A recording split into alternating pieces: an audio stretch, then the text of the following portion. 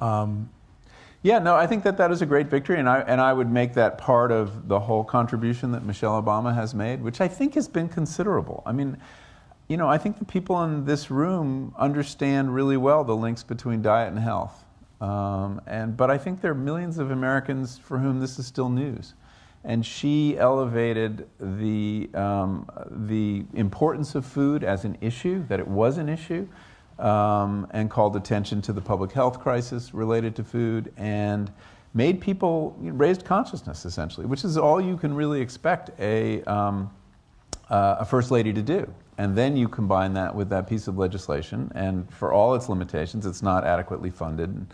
It definitely was an important stake in the ground.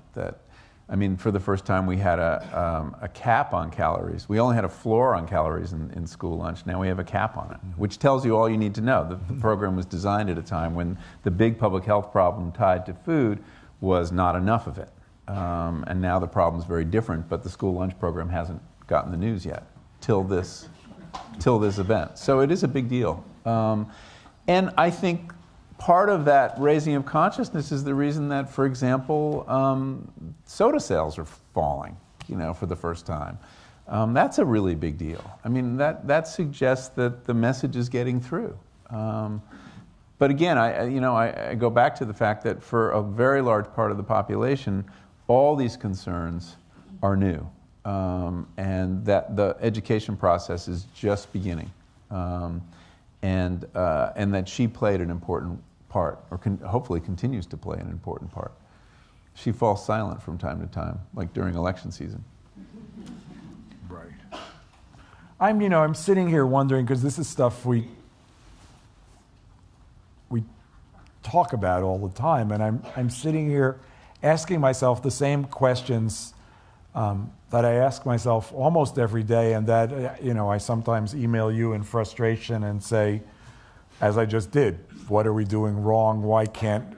And I'm not nearly as impatient as I used to be. I'm much more patient, but I think if you look at that, if you look at the Healthy, Hungry, Free Kids Act... Don't try to say it again. I know, HHFKA. Bad name, really. If you look at that as a victory and you say, okay, here's a key that's unlocking the door to limiting the marketing of junk to kids and encouraging kids to eat better, how do we follow up on this? Where do we go? And I think we do have some inklings about what we should be doing about this, and we do have some notions about how the national food policy and these elements of it can be brought into the next presidential election, and maybe it's an interesting thing to turn the conversation to that for a few minutes. So EWG, Environmental Working Group, has a PAC, right? Is that what it's called? Food Policy Action. Food Policy Action's front man is Tom Colicchio. So if you haven't heard of Food Policy Action, you've probably heard of Tom Colicchio. And they have agreed to work with Union of Concerned Scientists. One of our original co-authors, Ricardo Salvador, is at Union of Concerned Scientists, on pushing some elements of the national food policy. And part of our feeling is that if we can force everyone to make every candidate respond to some questions about food, to say, I'm going to vote for you only if you're okay with fighting about antibiotics in the food supply, or you're okay with making sure school lunches are healthy, or that junk food is marketed less to kids, or whatever the big issues are, or that you support the development of a national food policy. And we are not going to have, but FPA is going to have representatives and workers trying to inject these questions in Iowa and other states, so that for the first time, the theory at least is that for the first time, it's not going to be random that food is brought to the fore as an issue that candidates are forced to deal with, but it's going to be intentional, as it was intentional for the environment, and before that for race and nuclear weapons and many, many other things. And we're hoping that that's starting now. Yeah, I mean, it should be routine. In the way candidates now, when you want to run for office at any level, the first thing you have to do is fill out a bunch of questionnaires from the NRA, from the Sierra Club, from all these groups who have organized, and you have to kind of develop positions based on that and have a position on abortion, on gun control, on climate change. And it's kind of, you know, certain issues or certain organized groups reach a threshold where they can demand that of the system. And to give you an example, yeah, the food issue isn't there yet, but this is an effort to get it there. And I think it's a really good idea. I mean, I think that journalists should be asking questions, especially in Iowa, about food and farming issues. Though the answers you get there aren't really the ones you want. But and indeed, one of the big problems with driving change, we've talked about this before, is the political system, that it begins in Iowa. It's the wrong place if you want to inject food into the conversation, because everyone who trumps through Iowa needs to bow down before ethanol mandates, right? You just can't get out of Iowa with saying you love ethanol, even though we know it's taking food out of people's mouths and increasing the costs of grain and not doing anything for climate change. Or soil health or anything else. Yeah, that's right. Reduction of pesticide use. All the issues. Right, it's just all the issues are right there. It's a way of saying, yes, I love monoculture. You know, I mean, it's what it means. What a slogan. Or local control over siting hog facilities and, you know, any kind of zoning rules around animal agriculture. And you just can't touch these things in Iowa right now. Well, actually, let's address that for a second, because, you know, we've both said on the one hand that the food movement is weak, and we both said on the other hand that the food movement has potential to be quite strong. And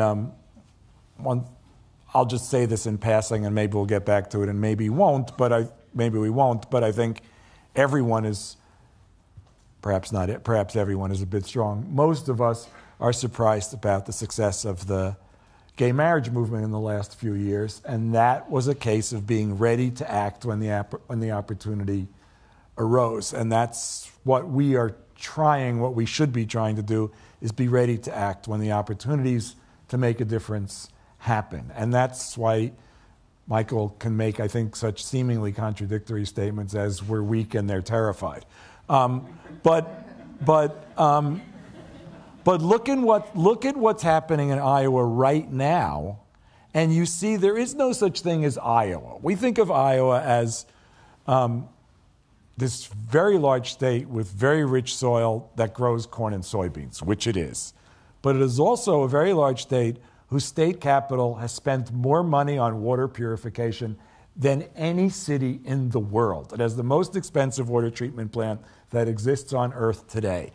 And that's because it's surrounded by monoculture. And right now, the city of Des Moines is suing 3 surrounding counties to pay for the treatment of their water to make it drinkable. This is fertilizer. This is fertilizer runoff. It's like, not to be too technical, but it turns out it's not runoff. It's permeation. Sorry. It's because the soil's so good. The soil is so good that when it rains, there's not as much runoff as there is bringing the nutrients down to the water table. Sorry. I didn't know you were such a hydrologist. Yeah, no, I'm an agronomist in training now. But this is civil war. This is the city, the capital of the second biggest farming state in the country, suing the farmers that are so. There is an opening in Iowa.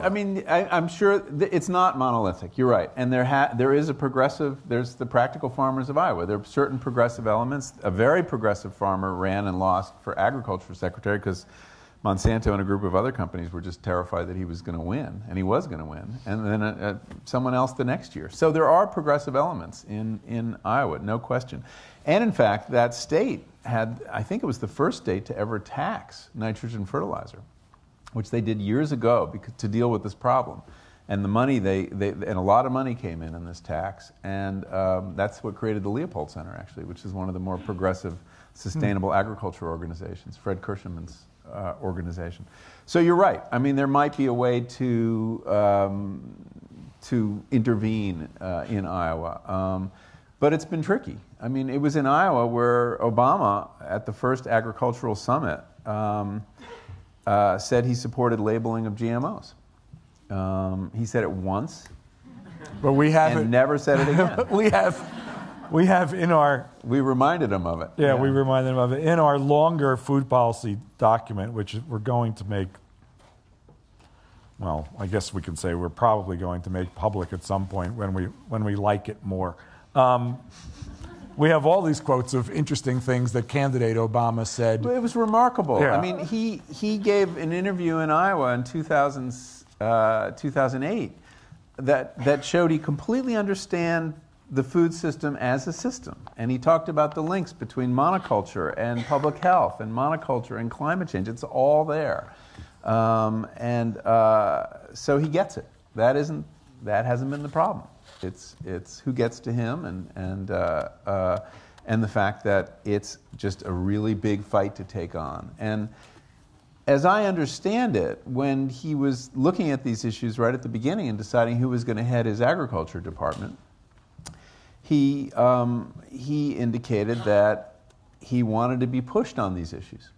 And he used the line that FDR did, which is, "Make me do it." We have failed to make him do it. But that was an invitation, and I don't think we were ready. And I think it's too bad, because it was a good opportunity. I don't know if the Clinton administration will offer as much of an opportunity. Or if there'll be a Clinton administration. If there will be a Clinton administration, but... We... Why don't we take some questions? Yeah, I want to say one more thing. I mean, we agreed that we were going to leave a long period for questions.